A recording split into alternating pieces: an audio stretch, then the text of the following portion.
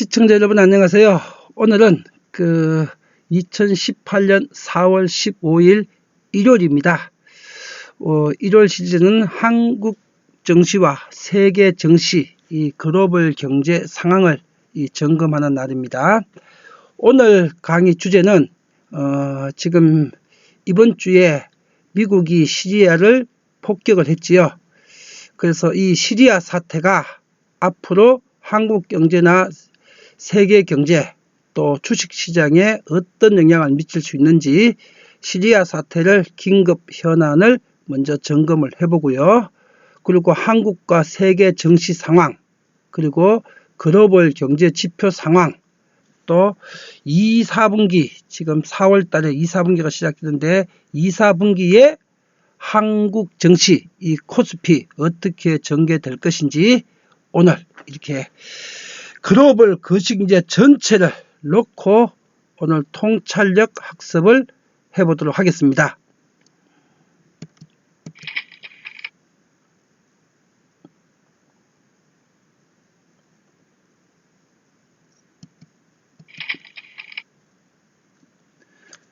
이번 주에 미국, 영국, 프랑스 이 연합군이 이 시리아에 대해서 지금 미사일 공격을 했습니다.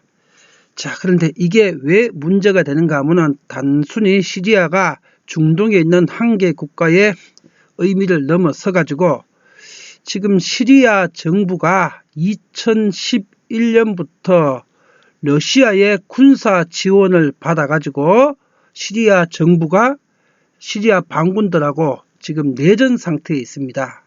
그러니까 지금 현재 이 시리아 정부는 이 러시아하고 군사적 이 협력이나 동맹 관계에 있습니다.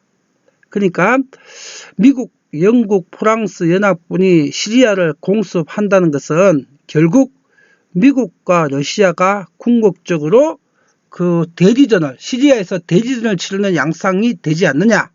그리고 이게 신냉전 상태를 불러올 수 있지 않겠느냐. 국제관계에 있어 갖고 그래서 이 지금 시리아 사태가 지금 언론에 이렇게 부각이 되고 있는 겁니다. 자, 이 논점에 대해서 언론 보도 내용을 한번 먼저 점검을 해보겠습니다. 네이버에서 이 기사 화면입니다. 시리아와 관계된 바로 어제 밤에 전부 다 이 복사를 한 내용입니다. 어제 밤입니다. 미국과 러시아의 대리전이 된 시리아 신냉전으로 충돌이 격화되나 하는 기사가 어제 연합뉴스에서 나와 있고요. 이렇게 신냉전 상태로 간다면은 글로벌 경제나 국제 이 군사적 대치 관계가 심각할 수도 있겠지요. 다음 두 번째 기사를 보게 되게 되면요. 트럼프 시리아 공습에 완벽하게 실행된 공격으로서 임무가 완수됐다. 이렇게 기사가 나와 있습니다. 이게 무슨 말인가 하면은 트럼프는 시리아에다가 시리아의 정부를 전복시켜 가지고 러시아하고 시리아의 관계를 끊겠다. 친미 정권을 세우겠다. 그런 목적으로 공습한 건 아니다. 이 뜻입니다. 트럼프가. 오로지 시리아가 이 반군들을 소탕함에 있어 가지고 화학 무기를 사용을 했다는 증거가 있는데 그 화학 무기 생산과 저장 시설에 대해서만 아주 제한적으로 거기만 민간인 피해가 거의 없는 상태에서 한 3명 정도가 죽은 것 같아요. 민간인이. 화학 무기 생산 시설과 저장 창고만 딱 공격을 했다. 그러니까 전면전이 아니다. 그리고 그거는 완벽하게 공습했다. 지금 이런 내용입니다. 그 다음에 또 밑에 보게 되면 푸틴 시리아 공습을 규탄한다. 침략행위 논의다. 이거는 주권 침해고 침략행위다. 시리아에 대해서 군사적으로. 그리고 유엔 안보리 긴급회의를 요구했다. 러시아 푸틴이 강력하게 반발을 하고 있죠. 자, 러시아 푸틴이 반발을 할 수밖에 없는 이유는 지금 시리아 정부가 자기의 동생뻘이거나 자기의 군사 동맹에 있는 혈맹 관계인데 그 자기 동생 또 군사 동맹국이 지금 공격을 받았으니까 자기 그 군주 입장에서 가만히 있으면 안 되겠죠. 그러니까 공격한 사람을 이건 침략 행위다, 불법 행위다. 그리고 유엔 안전보장 이사회를 통해서 이건 이의를 제기한다. 그리고 유엔 안전보장 이사회를 통해서 이의를 제기를 하게 되게 되면은 이게 그 추가 공습, 추가 공격을 막는 효과는 있거든요. 추가 공격을 막는 효과는. 그러니까 러시아 입장에서는 시리아를 위해서 이런 액션 정도는 취해줘야 되는 겁니다. 예. 지금 시리아 정부가 푸틴, 러시아에 매달리고 있으니까. 그 다음에 그 밑에 보겠습니다. 미국은 시리아의 화학무기 시설 등을 정밀 타격했다. 그리고 미국 독자적 군사행동이 아니었고 영국과 프랑스와 합동으로 작전했다 하는 내용입니다. 그러면 결국은 지금 이 상황은 어떤 상황인가 하면은 미국, 영국, 프랑스가 한편이고요. 그 다음에 러시아가 이 반대편에 서 있고, 그 다음에 중국도 그 심리적으로는 러시아 편에 서는데 군사적으로는 러시아하고 같이 연합은 안 합니다. 중국은. 그러니까 이런 양상으로 지금 전개가 되고 있습니다. 자, 그리고 요 기사 내용 또 뒤에 계속 보겠습니다. 자, 유엔 안보리가 러시아 푸틴의 소집 요구로 긴급 소집이 됐습니다. 소집이 돼가지고 지금 시리아 사태를 지금 논의를 하고 있습니다. 이 기사 내용을 한번 보겠습니다. 유엔 안보리가 14일 오전 11시에 그 소집이 돼가지고 미국 뉴욕 본부에서 미국과 영국, 프랑스의 시리아 합동공습을 두고 긴급회의를 연다고 보도했다. 이번 긴급회의는 시리아의 동맹인 러시아 요청에 따른 것이다. 앞서 러시아 대통령실의 크렘린궁은 이날 서방의 시리아 공격을 비난한 뒤에 유엔 안보리를 소집하는 내용의 푸틴 대통령의 발언을 공개했다. 푸틴 대통령은 이 발언에서 미국과 동맹은 안보리의 승인 없이 유엔 헌장과 일반 규범과 원칙, 국제법을 모두 어기고 대테러전 전선에 있는, 그러니까 시리아 정부는 지금 반군하고 싸우고 있는데 그 시리아 정부나 러시아 입장에서는 테러 세력하고 싸우고 있다 이겁니다. 그런데 그 테러전을 펼치고 있는 나라에다가 그런 시리아 주권 국가에다가 미사일 공격을 하는 건 침략 행위다. 예, 이렇게 푸틴이 발표를 했습니다. 그리고 미국과 영국, 프랑스 이 서방 3개국은 시리아 현지 시간으로 14일 새벽에 시리아의 화학무기 관련 시설 3곳을 공습했다고 발표했다. 자, 푸틴은 주권 국가에 대한 침략 행위다. 이렇게 그래서 국제법 위반했다. 이렇게 주장을 하고 있고, 미국, 영국, 프랑스는 이거는 반인권적 그 군사행동, 화학무기를 사용하는 시리아 반인권적 군사행동에 대해서 그 유엔법, 국제법 위반 없이 긴급 공격을 한 것이다. 유엔법에도 긴급한 상황에서는 사후 안보리 동의를 거쳐도 되거든요. 또 급박한 사정이 있어갖고 안보리 동의를 받기 어려울 경우에는 이게 인권 보호를 위해서 그럴 때는 안보리하고 사전 협의나 동의 없이 공격을 할 수 있습니다. 그러니까 미국, 영국, 프랑스는 국제법 위반, 또 유엔 그 일반 규정, 유엔 헌장 위반이 아니다. 지금 이렇게 주장을 하고 있는 겁니다. 자, 그럼 또 유엔 안보리의 상임 이사국 또 중국은 어떤 반응을 보이는가 여기에 대해서 중국 반응입니다. 무역 갈등으로 미국과 나를 세우고 있는 중국도 비판적인 입장을 내비쳤다. 누구에 대해서? 미국에 대해서. 중국 외교부 대변인은 이번 공습에 대해서 국제법의 원칙과 기본 준칙에 위배된다며 이렇게 주장하는 것은 러시아 편이라는 얘기죠. 러시아 주장에 동조한다.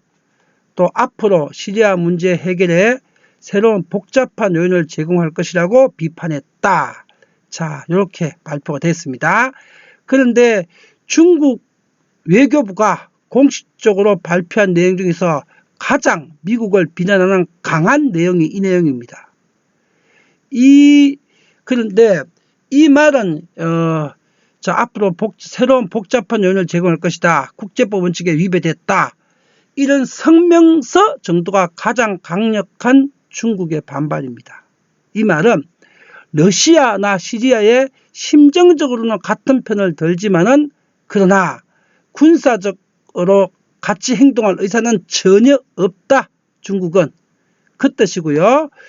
또 요 말 뒤에 중국 외교부가 발표를 한 것은 시리아 사태는 대화와 타협으로 해결해야 된다. 우리는 그걸 원한다. 어떤 경우에도 군사적 행동은 원치 않는다.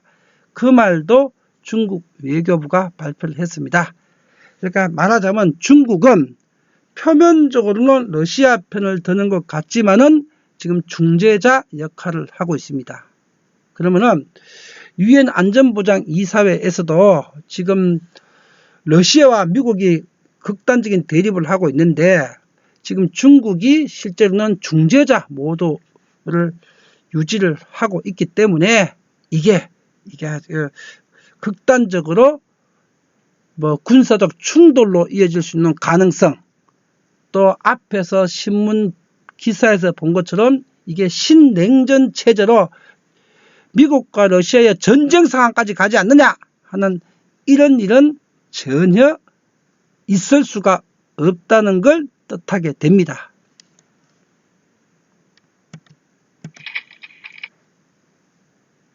자, 그럼 첫 번째 논점, 미국과 러시아가 군사적으로 대치하는 신냉전 시대가 펼쳐질까? 여기에 대해서 정리를 해보도록 하겠습니다. 첫 번째 논점에 대한 결론 정리입니다. 미국과 러시아의 군사 충돌 가능성은 전혀 없습니다. 왜 전혀 없느냐? 미국과 러시아 두 나라는 전 세계에서 가장 많은 핵폭탄을 보유하고 있죠. 그것도 대륙간 탄도탄으로. 미국과 러시아가 어느 정도의 핵폭탄을 보유를 하고 있는가 하면요. 두 나라 보유 물량만 갖고 지구 전체를 15번을 완전 파괴할 수 있는 양을 보유하고 있습니다. 지구를 전부 15번을 완전 파괴할 수 있는 양을. 그러니까 서로가 군사 충돌을 하게 되면요.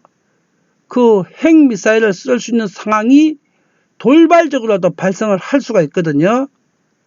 그러니까 미국과 러시아는 저거가 살기 위해서도 어떤 경우에도 서로가 서로를 군사적으로는 못 건드립니다. 그래서 이렇게 외교전으로 서로가 충돌은 하고 있지만은 이 대화를 통한 외교적 방법으로 해결하는 것 외에 다른 해결 방안은 선택할 수 있는 그런 대안이 없습니다. 미국도 러시아도. 그러니까 무조건 외교적으로 대화로 해결할 수밖에 없습니다. 그 다음에 두 번째, 그러면 미국과 러시아의 이런 외교적 대치 상태가 글로벌 경제에는 어떤 영향을 미칠 것인가? 자, 항상 이 중동 사태는요, 이게 지금 있어 온 지가 1945년 이스라엘이 건국을 하면서부터 생긴 문제라서 이 중동 문제는 벌써 역사가 70년 된 역사입니다. 중동 문제는. 그리고 중동은 계속 미국과 옛날 구소련의 이게 대리전 양상을 띠고 있었거든요. 중동은. 그러니까 이게 70년 된 사태인데 중동 사태의 지금 일환인데 그 70년 동안 중동에서 이런 사태가 벌어지게 되면 언제나 일시적 제한적 영향을 미쳤습니다. 아주 일시적이고 제한적이고 이미 70년 동안 늘 있어 왔던 군사 충돌이라서 이게 전 세계 경제 주체나 기관들은 이 사태의 본질을 너무나 잘 알고 있습니다. 단기간에 그러고 만다는 거. 자, 그래서 이거는 글로벌 경제에 근본적인 중장기적 악재나 문제가 되지는 않습니다. 다만 단기적으로 일시적으로 세계 증시나 원자재 시장이 살짝 불안해질 수가 있습니다. 증시는 불안감에서 보합이나 약보합 상태로 눈치를 단기간 살짝 볼 수가 있고, 원자재 시장은 중동 이렇게 군사적 긴장 관계가 높아지게 되면 국제 석유 가격이 오르지요. 국제 석유 가격이 오르게 되면은 이게 굴이나 아연 같은 원자재 가격도 이 상승 압력을 받게 됩니다. 그러니까 증시에는 단기적 보합과 약보합세 원인, 원자재 가격은 단기적 강세 요인이 됩니다. 이게 바로 지금 시리아 사태가 글로벌 경제에 미칠 영향입니다. 그러나 아주 단기적으로 그칩니다. 그 다음에 한국 증시에는 그럼 어떤 영향을 미칠 것인가? 결론적으로 말하자면요. 지금 이 시리아 사태 같은 경우는 한국 증시에는 직접적인 영향이 전혀 없습니다. 직접적인 영향이. 왜 그런가 하게 되면은 지금 미국의 트럼프 대통령이 현재 러시아의 군사 동맹 관계에 있는 시리아 정부를 공격한 것이 아니고, 그 다음에 시리아 정부를 갖다가 내몰기 위해서, 그리고 친미 정권을 시리아에 세우기 위해서 공격한 게 아니라고 밝혔습니다. 오로지 문명적이고 반인류적인 화학무기 생산 공장만 3군데 때렸다. 더 이상 추가 공습할 의사가 없다. 우리로서는. 이렇게 해갖고 이미 사실상 끝난 겁니다. 이 영향이. 그래서 한국 증시에는 이 시리아 사태가 아무런 영향이 없습니다. 자, 시리아 지금 벌어져 있는 사태 이번 주에 이렇게 깔끔하게 우리가 정리를 할 수가 있습니다. 자, 그런데 이제 시리아 문제가 아니고요. 시리아 사태의 별건이 사태입니다. 이 골드만삭스가 미국 시간으로 9일, 한국에 보도된 시간으로는 10일 새벽인데, 이 시리아를 트럼프가 공격한 건 14일이지요. 그보다 4일, 5일 전에 시리아 사태와 무관하게 이 골드만삭스가 글로벌 IB 중에서 제일 규모가 큰 1위 회사지요. 이 투자은행 중에서 한국 증시의 비중을 축소해야 된다 하면서 한국 증시에 대해서 비관적인 보고서를 발표를 했습니다. 시리아 사태 4일 전에. 자, 이런 골드만삭스가 이런 발표를 하게 되게 되면요, 이 골드만삭스를 추종하는 외인들, 그 해외 기관들이 많거든요. 그러면 한국 증시는 외인들이 대규모로 물량 매도하고 철수를 하게 되겠지요. 이건 시리아 사태 이전에 터진 별건의 문제입니다. 자, 이 내용 확인을 해보겠습니다. 자, 기사 내용이 이게 2018년 4월 10일자 보도한 내용이고요. 앞에 그 기사입니다. 골드만삭스 한국 증시 비중 확대해서 시장 비중으로 하향시킨다. 이게 기사 제목이고요. 증시 변동성에도 불구하고 아시아 국가들은, 한국을 제외한 아시아 국가들은 비중 확대를 유지한다.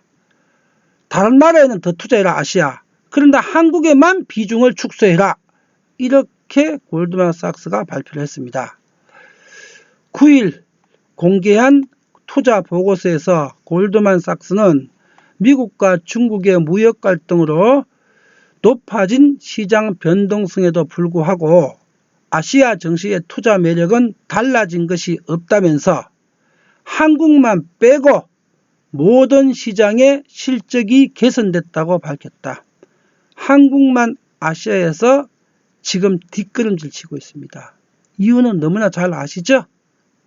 민주당 좌파 정권 때문이죠. 또 한국 증시의 성적이 개선될 것이라는 일부 전망이 있기는 하지만 이 역시 지나치게 낙관적이어서 몇 개월 안으로 실적 전망치가 재조정될 가능성이 있다고 지적했다. 실적 전망치 재조정이 하향시킨다 이 뜻입니다. 또 당장 증시 상승을 견인할 촉매제도 거의 없다.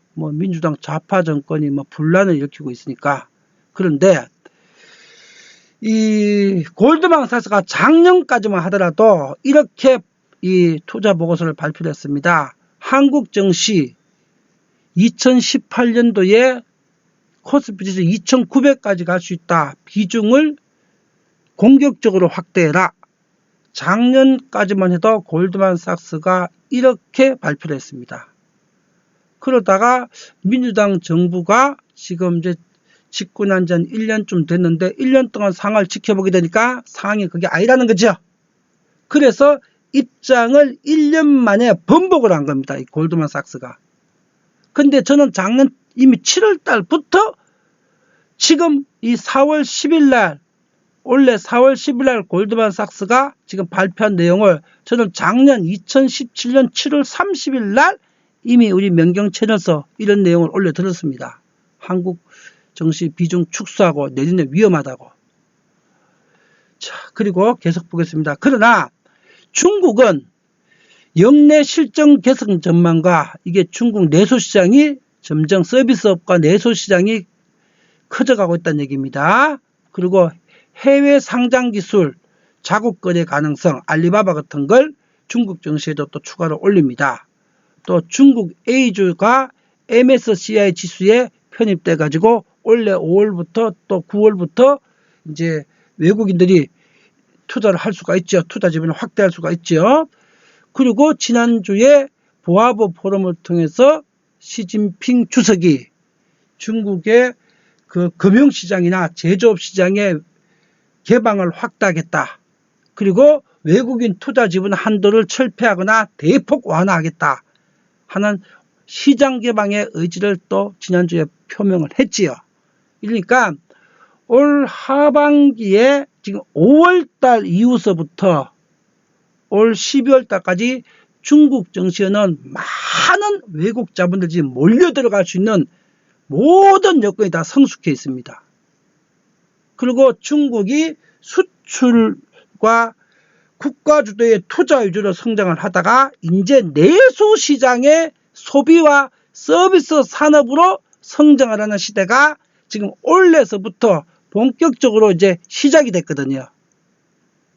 그러니까 어쩌면 중국의 본격적인 투자 시점이 지금부터 중국 내수 시장이 이제 성장하는 여태는 투자로 성장률을 이어왔고 지금부터 중국 내부 시장이 커져가지고 13억 시장이 경제가 돌아가는 게 올해부터 본격적으로 시작이 되니까 앞으로 10년 동안이 진짜 중국을 투자할 기회가 되는 겁니다. 그리고 그게 원래 첫 해가 되니까 올 하반기에 많은 외국 자본들이 중국으로 지금 유입이 될 수가 있습니다. 이것도 제가 작년 7월 달부터 이 명경 채널에서 이런 내용을 내년에 중국 증시가 이런 상황이 펼쳐진다. 이렇게 좋은 상황이 작년 7월 달부터 중국 증시에 대해서도 제가 올려드렸죠. 수차례에 걸쳐서. 자, 이 기사 한마디로 정리를 해보게 되면요. 이 골드만삭스는 아시아에서 한국만 빼고는 다 좋다. 한국에서는 비중 축소하라. 이렇게 한국 시간으로 4월 10일, 미국 현지 시간으로 4월 9일자에 발표를 했습니다. 자, 이 화면이 보셨죠? 작년 2017년 7월 30일자 제가 강의를 올려드렸던 화면이죠. 7월 30일자. 그때 2017년 하반기와 2018년 하반기까지 코스피 예상전개 방향. 자, 외국인은 순환매 박스권 전략으로 사고 팔고를 반복하면서 돈 다 뺀다. 외국인이 한국에 철수가 시작됐다. 그리고 장세 특징은 작년 7월 이후로부터 단기 급등락 장세가 자주 나타난다. 작년 7월 30일 날 올려드렸는데 완벽하게 지금 4월 달에 검증해 보니까 완벽하게 적중시켰죠. 예. 골드만삭스는 작년 하반기까지만 해도 한국 증시 비중 확대라 코스피 2,900 간다 이러다가 지금 올해 4월 10일 날 들어서 입장을 번복한 겁니다. 저는 작년 7월 30일부터 이 상황을 정확하게 인지하고 여러분들에게 강의로 올려드렸습니다. 자, 그 강의죠. 그러면서 결론은 이 강의에서 코스피의 스마트 대응 전략으로 2000선 붕괴 가능성은 없다. 향후 1년 동안 충분하게 정리할 시간과 기간이 있다. 너무 서둘르거나 손절할 필요는 없다. 코스피 예상 하단은 2319고 예상 상단은 2480이니까 천천히 시간 두고 탁 한국 증시에서 돈 빼서 철수하라 했는데 이게 완벽하게 적중을 시켰죠. 그리고 이 기간 동안에 코스피를 투자할 때는 철두철미하게 초단기 매매 전략을 구사를 해라. 이렇게. 그리고 외국인이 매도해가지고 막 너무 많이 단기간 빠지게 되게 되면 다 또 반등을 하니까 외국인이 싹 많이 떨어지게 되면 지가 다시 매수해가지고 부양시켜 놓거든요. 그래야 또 팔 수 있으니까 외국인이 대량 매도로 가격이 막 폭락할 때는 하락할 때는 볼륨저변도 하단에 매수 신호에 집중하고 외국인이 막 매수한 종목은 또 팔기 위해서 매수하는 거예요. 이 종목을 매수를 하게 되면은 전체 외인들의 매도 물량이 코스피 전체 매도 물량이 적게 나오니까 이거를 매수하는 이유가 다른 종목을 팔기 위해서 또 매수를 하는 거예요. 그 매수했다가 또 팔아요. 또 외국인들이. 그때는 매도 신호를 집중하라. 작년 7월 30일 날 결론을 올려드렸는데 마치 신이 작년 7월 30일 날 올해 4월 달 상을 보고 온 것처럼 100% 완벽하게 적중을 시켰습니다. 그죠? 자, 예상 하단 2319, 예상 상단 2482. 자, 이 지수를 또 검증해 보겠습니다. 자, 이게 네이버 정권 화면입니다. 정권 화면에서 이게 2017년 7월 달이죠. 자, 여기 7월 달입니다. 그러면 여기서 그때부터 지금 현재까지 이게 주봉입니다. 주봉 그래프. 여기 7월 달 제가 발표할 때인데 요게 7월 달이 요게 7월 말이었고요. 7월 달이었고 여기 7월 말입니다. 여기 7월 말. 요게 7월 말 제가 앞에 봤던 강의를 올려드릴 때가 요 시점입니다. 요 시점. 요 시점에서 이게 주봉이니까 주중에 2400 중반까지도 갔었고 2400 깨져갖고 2300 한 7, 80도 갔었습니다. 그리고 주 마감은 2400선 부근에서 마감했던 요 시점에서 앞에 봤던 그 강의를 올려드렸습니다. 요 시점. 자, 그런데 그 이후에 어떻게 됐나? 그 이후에 이렇게 전개됐죠, 지금. 그 이후에 이게 오늘자입니다. 자, 근데 하단이 제가 2319라고 했는데 요 주에 발표하고 그 다음 주 하단이 2319를 탁 쳤습니다. 그리고 1, 2, 3, 4, 5주 후에 또 하단 2319를 탁 또 쳤습니다. 제가 분석했던 하단이 2319라는 것이 5주 동안 2번을 하단을 탁 치고 올라갔습니다. 정확하게 2419를 치고 그러면서 상단이 제가 2482라고 작년 7월에 분석을 했죠. 그게 요선입니다. 요선. 자, 지금 현재 구간 요선에 딱 갇혀 있죠? 요 사이에, 그죠? 이 밴드 안에 갇혀 있죠?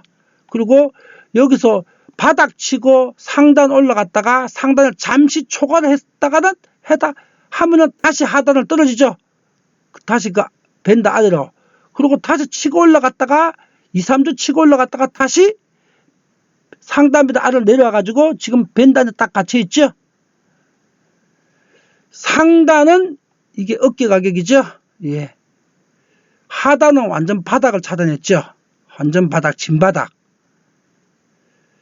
상단과 하단 진바닥과 상단 어깨 가격을 작년 7월 달에 정확하게 색출을 해냈습니다. 자, 그러면 지금 이제 4월 달부터 이제 2, 4분기가 시작이 됐죠. 2, 4분기 한국 경제 상황이 어떠냐? 지금 지방선거 6월 13일 날인가 좀 있죠. 또 국회의원 10명 정도의 보궐선거도 있습니다. 그리고 또 한미 FTA 재협상 또 지금 진행 중에 있고요. 또 미국에서 환율 조작국 지정할까봐 우리 원화 강세를 지금 유도하고 있죠. 한국 정부에서. 원화 강세는 수출주한테는 불리한 상황이 되는 거고 내수주, 부동산 시장이나 내수주한테는 유리한 상황이 되는 거죠. 예. 이런 지금 복합 변수들이 지금 2, 4분기에 지금 펼쳐져 있습니다. 그래서 이 2, 4분기에도 지금 현재 여기 있죠. 이 박스권 2319와 2482 이 박스권을 벗어날 수가 없습니다. 예, 이 박스권 안에서 이 박스권 아마 가운데 선 부근에서 움직일 겁니다. 2400 부근에서. 예. 2분기에 한국 증시 박스권을 돌파할 수 있는 가능성이 거의 없는 상태입니다. 뭐 3분기, 4분기는 한두 달 더 후에 판단해야 되겠지만은 이번 지방선거에서 6월 달에 민주당이 압승을 지금 상태 같으면 거둘 수도 있는데 그런 상황이 펼쳐진다면은 하반기 한국 증시는 더욱더 안 좋은 상황이 펼쳐질 겁니다. 그때는 하단 2319도 여러 차례 위협을 받게 될 겁니다. 올 하반기는. 요거는 변수가 좀 더 지켜봐야 되는데 지금 상황으로는 매우 안 좋은 그런 상황입니다.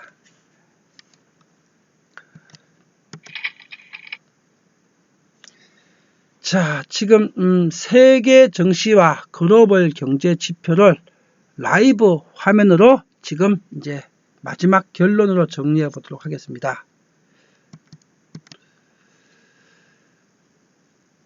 자, 이제 라이브 화면으로 화면을 전환하겠습니다.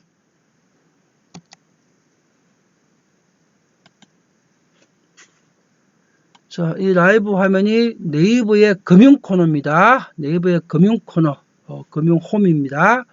그럼 밑으로 내가 세계 경제 주요 지표부터 먼저 보겠습니다. 자, 국제 유가 두바이유나 WTI나 지금 67달러 선으로 이 정도면은 지금 충분한 그 안정적 강세 시장이지요. 안정적 강세 시장. 뭐 시리아 사태까지 불안정하니까 국제 유가가 충분한 안정적 강세 현상 펼쳐지고 있고요. 원자재 시장의 국제 구리 가격도 6,830달러로 이번 주 마감을 했으니까 7,000달러를 약간 밑도는 선인데 국제 구리 가격도 그 하향세가 아니고 강보합세를 유지하고 있습니다. 그 다음에 국제 금값도 이렇게 시리아의 군사적 대치처럼 이렇게 국제 정세가 불안정하게 되기 때문에 금값이 오르는 속성이 있죠.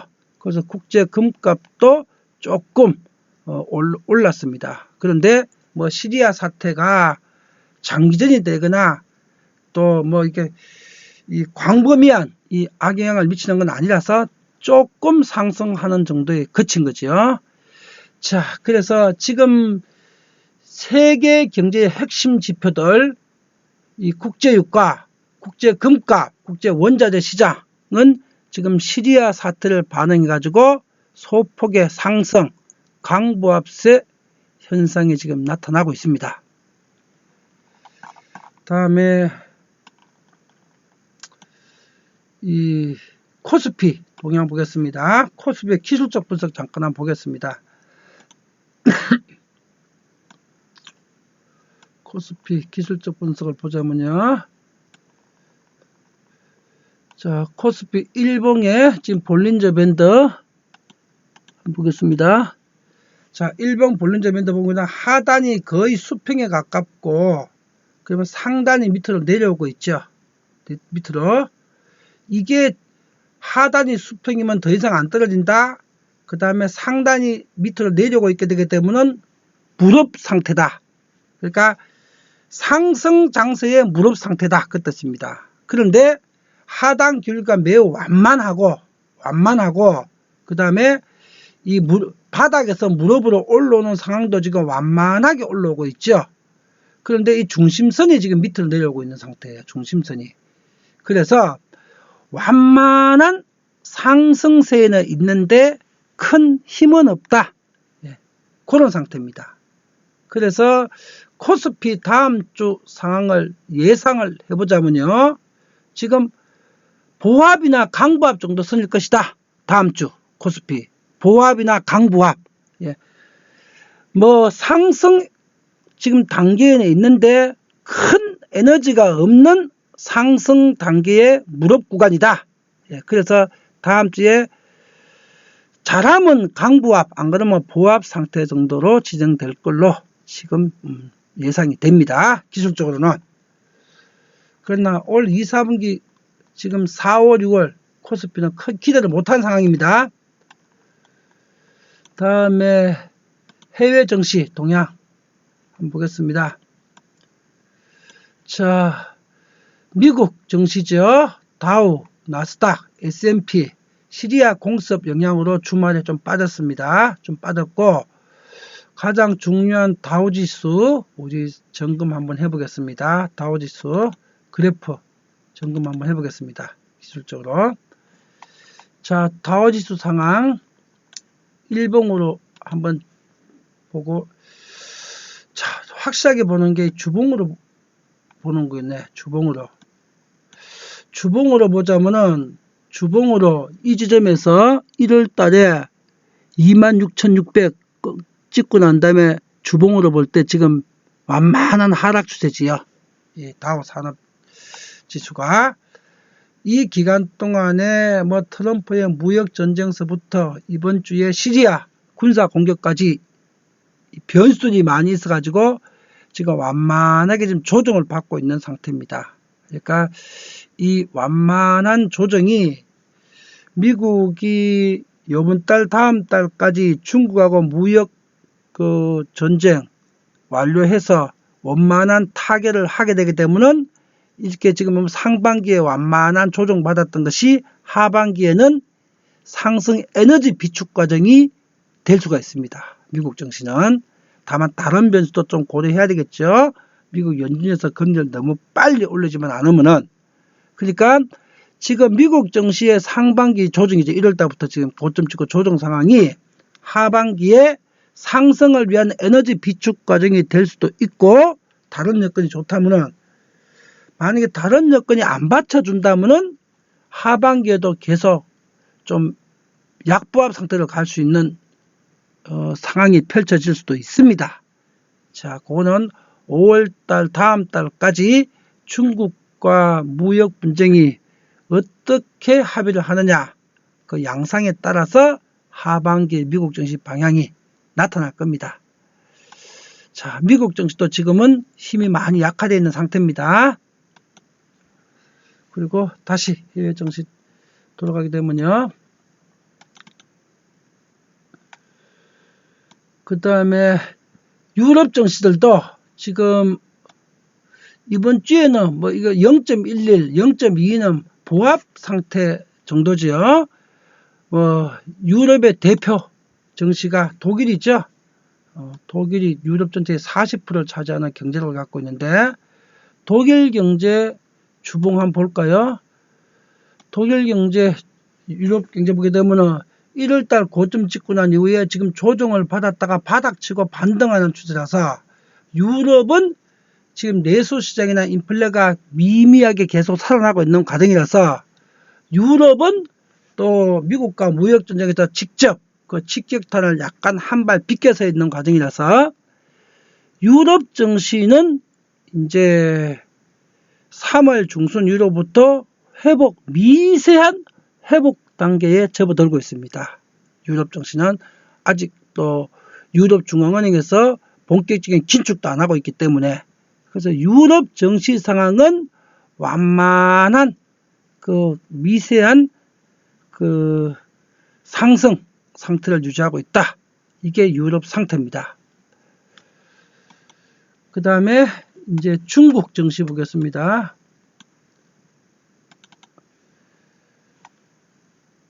자, 중국 증시, 중국 상해 증시죠. 대표 지수가. 중국 상해 증시 주봉을 보자면요. 지금 1월달 고점을 찍고요. 3,559, 3,560이네. 고점을 찍고 지금 조정받고 있는 상태죠. 이 지금 전개 양상이 미국 다우존스 지수와 비슷합니다. 자, 그런데 미국과 중국의 무역 분쟁이 다음 달쯤 거의 합의에 도달해서 개선이 된다면, 또 다음 달 안 되면 그 다음 달 6월 달까지 해서 상반기 중으로 마무리만 된다면 올 하반기 중국 증시는 지금 호재밖에 없습니다. 중국 증시는 호재밖에 없습니다. 올 하반기는. 그래서 올 상반기 조정이 끝나게 되게 되면 하반기는 레벨업. 우리가 한 달 전에 분석해 봤는데 지수 3,600대까지 레벨업의 하반기에 할 수 있는 그런 상태입니다. 중국 증시 내부적으로 외부적으로 호재가 많습니다. 또 위안화 강세까지.